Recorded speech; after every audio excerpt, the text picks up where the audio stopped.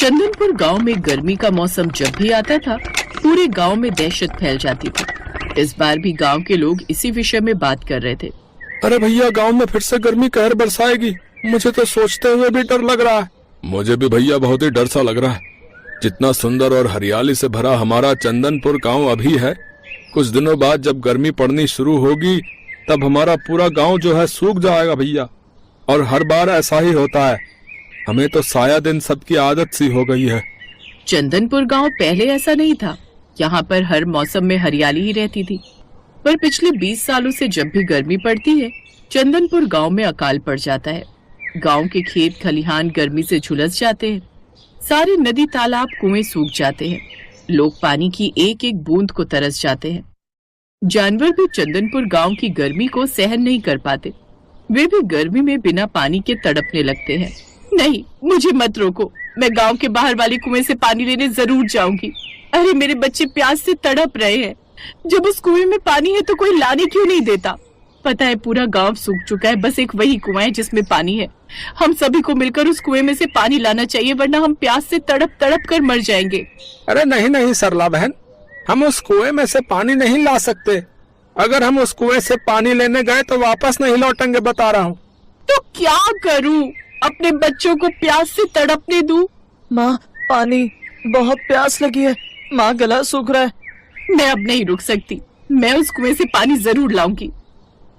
सरला जैसे ही पानी लेने के लिए गांव के बाहर वाले कुएं की तरफ दौड़ती है, तभी सूरज आ जाता है। सूरज उसी गांव का एक होनहार लड़का था। वो अपने परिवार के साथ साथ पूरे गांव के बारे में भी बहुत सोचता था। उसे भी हमेशा इसी बात की चिंता रहती थी कि गर्मी आने पर उसका गांव कितना बेहाल हो जाएगा। सरला चाची रुको, मेरे पास पानी है। ये लो, दीपू को पानी पिला दो। पर सूरज, अगर तुम ये थोड़ा सा बचा हुआ पानी हमें पिला दोगे तो तुम्हारे परिवार के लोग कैसे पानी पिएंगे? पानी तो खत्म हो जाएगा। चाची, आप पहले दीपू को पानी पिला दो, बाकी सब बाद में देखा जाएगा। सूरज के पास थोड़ा सा पानी बचा हुआ था। वो सरला ने अपने बेटे दीपू को पिला दिया। बहुत बहुत धन्यवाद सूरज बेटा, तुम सचमुच इस गांव के बारे में बहुत सोचते हो। तुम बहुत दयालु और अच्छे इंसान हो। धन्यवाद चाचा। सरला को पानी देकर सूरज घर लौट आया। अरे तू पागल है क्या? थोड़ा सा पानी रखा था घर में, वो भी गांव वालों में बांट आया। अब हम सभी को प्यास लगी है, बता कहाँ से पानी लाएंगे? माँ, मुझे बहुत जोरों की प्यास लगी है। भैया सारा पानी देकर आ गए, अब मैं कहाँ से पानी पीऊं? सूरज, तू इतना अच्छा बनता है गांव वालों के सामने, है? अपने परिवार के लिए भी अच्छा बनना सीख। कोई अपने घर का पानी, वो भी उस समय जब गर्मी चंदनपुर गांव पर कहर बरसा रही है? तू गांव वालों को बांट आया। चिंता मत करो, मैं जा रहा हूँ इस गांव को श्राप से मुक्त करवाने का कोई उपाय ढूंढने। पागल हो गया है क्या? आज तक कोई भी इस गांव को श्राप मुक्त नहीं कर पाया, तो तू कैसे उपाय ढूंढ कर लाएगा? ढूंढने की कोशिश करने में क्या जाता मैं। और हाँ, मैंने सारा पानी गांव वालों को नहीं दिया था। थोड़ा पानी मटके में अभी भी रसोई में रखा है। कुछ दिन वही पानी पीकर गुजारा कर लेना। मैं जल्दी लौटूंगा माँ। बापू, मैं जानता हूं आप मेरे से नाराज हो, पर इस गांव के लोग भी तो अपने इस नजरिए से सोचो और मुझे आशीर्वाद दो कि मैं इस गांव को श्राप मुक्त करने का उपाय लेकर ही लौटूं। सूरज के माता पिता दोनों उसे आशीर्वाद देते हैं और फिर सूरज गांव को श्राप मुक्त करने का उपाय ढूंढने के लिए निकल पड़ता है। चलते चलते सूरज एक गांव में पहुंचता है। सूरज देखता है कि गांव में बहुत भीड़ लगी हुई है, लोग शोर मचा रहे हैं। सूरज इसका कारण पूछता है। भैया, ये कैसा शोर है?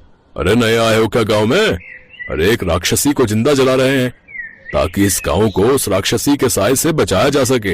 राक्षसी? सूरज आगे बढ़कर भीड़ के पास जाता है। जमींदार साहब, हम पर दया कीजिए। चंपा हमारी इकलौती औलाद है, इसे छोड़ दीजिए, हम इसे लेकर कहीं और चले जाएंगे।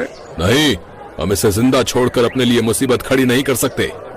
तुम्हारी बेटी 2 सिर वाली एक राक्षसी है, इसका जिंदा रहना हम सभी गांव वालों के लिए खतरा है। जला दो इसे जिंदा। जमींदार साहब रुकिए, आप ऐसे मेरी पत्नी को नहीं जला सकते। तेरी पत्नी? क्यों रे, तूने कब इससे शादी की? अरे माँ बाबूजी पहचाना? अरे नहीं नहीं, आप कैसे पहचानोगे? हम दोनों की तो रिश्ते की बात बचपन में पक्की हुई थी, बस 7 फेरे लेने ही तो बाकी है। मैं सूरज, पहचाना? आपके बचपन के मित्र रामलाल का बेटा। सूरज चंपा के पिता को इशारा करता है। अरे हाँ, ये तो हमारा दामाद है। अरे सूरज! वही तो। अब मेरी पत्नी को जल्दी से छोड़ दीजिए, मैं अपनी पत्नी को ब्याह कर ले जा रहा हूँ। सूरज ने चंपा को गांव वालों की कैद से मुक्त कर दिया और सबके सामने चंपा को अपनी पत्नी बना लिया। सूरज, मैं 2 सिर वाली हूँ। मैं जानती हूँ तुमने मेरी जान बचाने के लिए झूठा नाटक किया था, पर अभी भी समय है, तुम चले जाओ। मैं अपने माता पिता के साथ इस गांव से कहीं दूर चली जाऊंगी। नहीं चंपा, अब मैंने फैसला कर लिया है कि मैं तुमसे ही शादी करूंगा। अगर मैंने तुम्हें ऐसे छोड़ दिया तो गांव वाले तुम सबको नहीं छोड़ेंगे। तुम्हें मेरे साथ सबके सामने इस गांव से विदा होना होगा। जा बेटी, सूरज बहुत अच्छा लड़का है।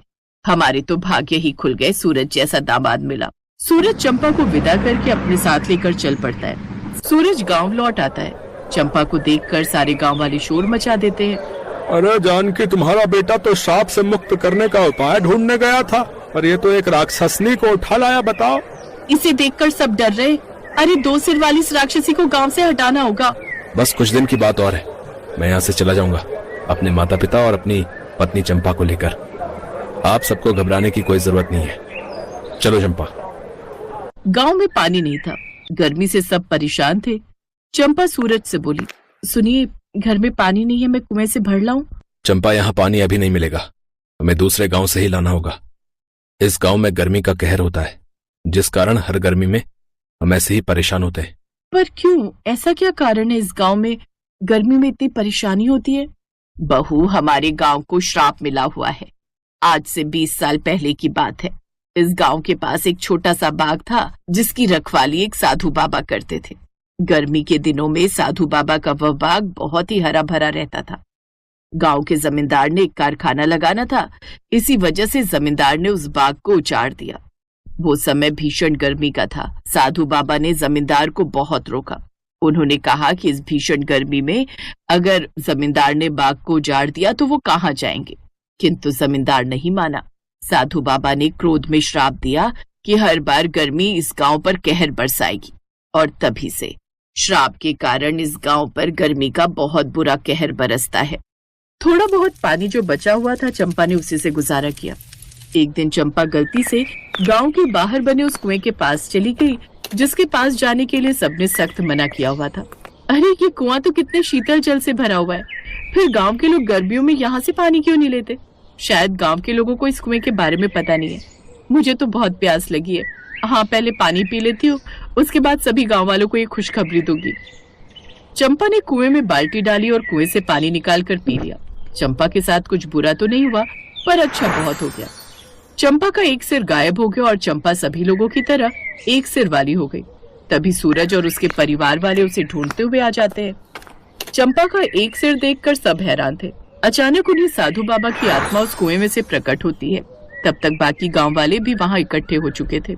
गांव वालों ने मेरा बाग उजाड़ दिया था, उसके बाद मैंने इस कुएं में जल समाधि ले ली। इस कारण ये कुआं कभी नहीं सूखा। सूरज, तुम बहुत दयालु हो और नेक दिल इंसान भी। तुमने चंपा से विवाह करके इंसानियत दिखाई है। चंपा को सब राक्षसी कहते थे, इसका अपमान करते थे, किंतु तुमने इससे विवाह करके इसकी जान बचाई। तुम्हारी उदारता देखकर मैंने तुम्हारी पत्नी को ठीक कर दिया और इस गांव को भी मैं श्राप मुक्त कर रहा हूं। अब से इस गांव में कभी भी गर्मी कहर नहीं बर पाएगी। इस गांव में हमेशा ही हरियाली रहेगी। सदा प्रसन्न रहो। सबकी खुशी का ठिकाना नहीं था। साधु बाबा के आशीर्वाद से भीषण गर्मी समाप्त हो गई और फिर से चंदनपुर गांव हरा भरा